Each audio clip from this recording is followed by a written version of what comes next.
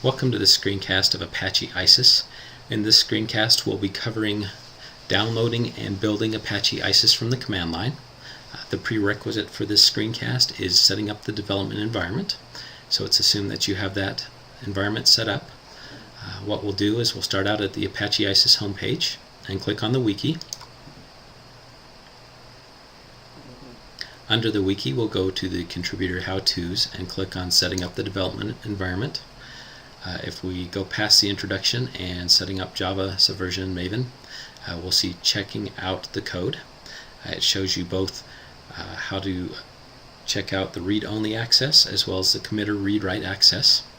So what we'll need to do is bring up a command prompt, and what I will do is create a directory for Apache ISIS.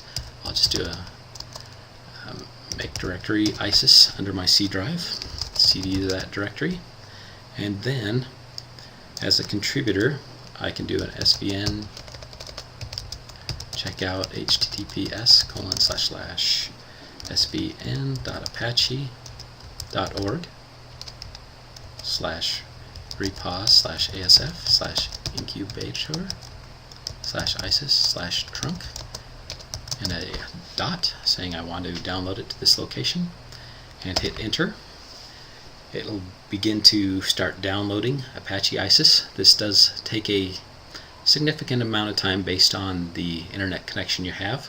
It could take up to 20 minutes, so I will pause this screencast until it completes and then continue from there.